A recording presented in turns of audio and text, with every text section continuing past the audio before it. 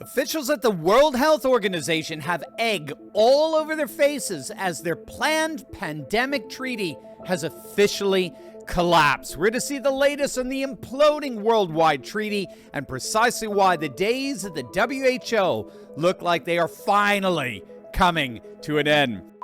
Hey gang, it's me, Dr. Steve, your Patriot Professor, here to help you stay sane in these insane times. So make sure to smack that bell and subscribe button. Also, if you're a regular to this channel, then you'll know that I am absolutely passionate about gold. I love gold. And guess what? So do central banks. It's one of the chief reasons why the price of gold is skyrocketing.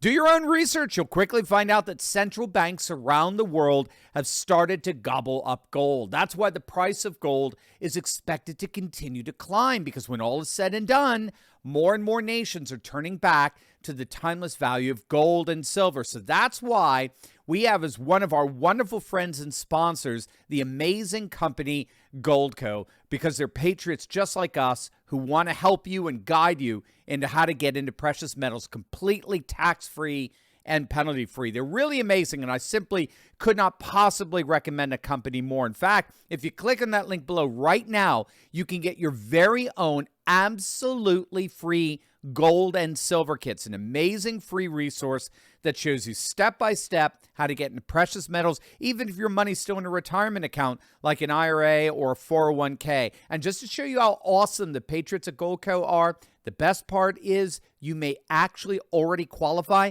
to get up to $10,000 in free silver. I told you they're the best, so what are you waiting for? Get in on the action by clicking on that link below or going to turleytalkslikesgold.com and get your free gold and silver kit. Gang, it promises to be a life changer.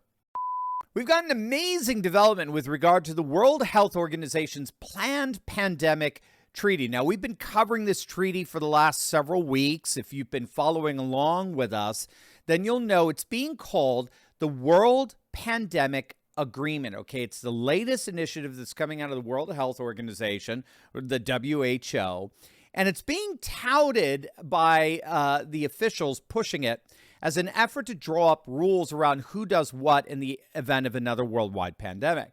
But the major concern here involves what's called Article 13A in the Pandemic Treaty. And here's what the article states, quote, "States parties recognize the WHO as the guiding and a coordinating authority of international public health response during public health emergency of international concern and undertake to follow the WHO's recommendations in their international public health response." So obviously here the concern is that member nations that sign this treaty will end up more or less surrendering their national sovereignty in how best to respond to a pandemic. If, God forbid, another pandemic happened, it would now be the unelected bureaucrats over the WHO who would decide the rules and the protocols for dealing with the pandemic. Moreover, the treaty includes things like the right of the WHO to not only mandate vaccines and vaccine procedures, but also who can access all kinds of alternative antiviral drugs, as well as even mandate what can be publicly said, the information that could be allowed to be disseminated regarding the vaccines and the drugs. So this is where particularly Bill Gates' contribution in all of this comes in. The Bill and Melinda Gates Foundation is one of the most powerful and largest organizations in the world. Gates spent millions of dollars lobbying governments to oppose efforts to waive intellectual property rights over the vaccines, which guaranteed massive profits for Big Pharma. And the Gates Foundation, along with similar organizations, have collectively donated $1.4 billion to the WHO since 2020 and another $170 million specifically for COVID-related programs since 2020. This, according to a report by Politico. So Gates has been at the forefront of all these efforts at streamlining the medical and media responses to another global pandemic. Well, I am ecstatic to report that the WHO's pandemic treaty has officially collapsed. In the words of Deborah Hine, writing for America Greatness, the treaty is, quote, crashed and burned. The announcement of its crashing and burning comes on the heels of the WHO Assembly that's happening right now as we speak from May 27th to June 1st, where member nations are convening to discuss ideas to improve global readiness for future pandemics. But implementing a formal WHO treaty appears to now officially be off the table. In the weeks leading up to this assembly, there were, of course, a number of demonstrations all over the world opposing the treaty. Here we see tens of thousands of protesters that came out in the Shinjuku area of Tokyo to protest the WHO treaty. Japanese media reported that it was absolutely stunning in terms of the number of demonstrators that came out all over Japan, from the southernmost island of Okinawa to the northernmost island of Hokkaido. And as you can see, the turnout was huge, tens of thousands of people. In Europe, streets were filled up with thousands of protesters, like this demonstration in Austria denouncing the pandemic treaty as an assault on their national sovereignty. Even here in the United States, the Louisiana Senate unanimously, yes, you heard that right, unanimously passed a bill that would prevent any measures mandated by the WHO from being implemented on Louisiana citizens. In fact, the worldwide uprising against the treaty was so massive that the WHO backed down from their more draconian rules. Instead, WHO officials proposed that they could make the treaty non-binding, which means that the countries that sign it will still keep their national sovereignty rather than hand it over to a bunch of unelected WHO bureaucrats. And that controversial Article 13A that appeared to mandate the loss of national sovereignty in dealing with the pandemic, they got rid of it. The latest draft of this treaty completely erased Article 13A from its constitution. And WHO officials even backed down from their insistence on censoring what the WHO considers, quote, misinformation.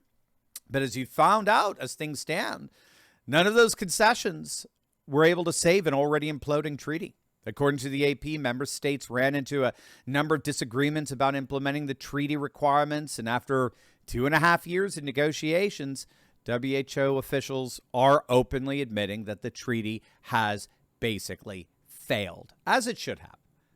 I mean, when you have even the Japanese rising up and saying no to this treaty, I mean, you know it's bad. And so it's officially gone. It's history. Now, of course, they're going to try to bring it back. They're going to try to resurrect it during the course of this week as they're all gathering together for the assembly. So we need to be vigilant here. But as things stand, chalk up round one to the good guys. We not only got the WHO to backtrack on a number of its more controversial measures, but our pressure ended up collapsing the whole thing in the end to boot. It was a magnificent example of what happens when patriots all over the world band together. And that really is key here. We've talked about this a number of times on this channel, but it bears repeating in the wake of this treaty collapse. Several months back, the New York Times ran a piece about the other nefarious world organization, the WEF, right? The World Economic Forum, formally headed by Klaus Schwab, who's now resigned. The Times basically admitted that the days of the WEF are indeed coming to an end. And this is simply because the world is changing, and it's changing in ways that threaten to bring to an end the very existence of the WEF itself. And I would argue with that, the WHO. The WEF, like the New York Times is arguing, is losing its relevance. It's losing its influence, its power to direct and dictate political and economic life around the world. And this is largely because more and more populations are deliberately turning away from globalism and globalist structures and goals, and are instead embracing nationalism, populism, and traditionalism. As many of you know, it's not just the WHO that's provoking mass protest around the world, right? The European farmers' protest continues to this day to surge throughout the continent in protests against the WEF and their rules, regulations, and trade deals that are adversely affecting their livelihood and their ability to farm. The protests have amassed in Brussels, the seat of the EU, where numerous tractors and trucks have sealed off streets, closing off the European headquarters in order to pressure the EU's agricultural ministers to back off from these more draconian environmental regulations. And guess what? They won. They did it. A major European Union plan to impose more radical climate restrictions on these farmers has officially been dropped. Again, just like what we're seeing with the WHO. But this is precisely what the New York Times piece is getting at. The world is changing. And it's changing in ways that are leaving what are de facto world governments like the WEF and the WHO behind. There was a time when these world government organizations were able to far more effectively institute their agenda, no question. But those days are over. The demons in Davos, the warlocks of the WHO, they have yet to get the memo, but make no mistake, they will. Their days have come to an end, just like this worldwide pandemic treaty.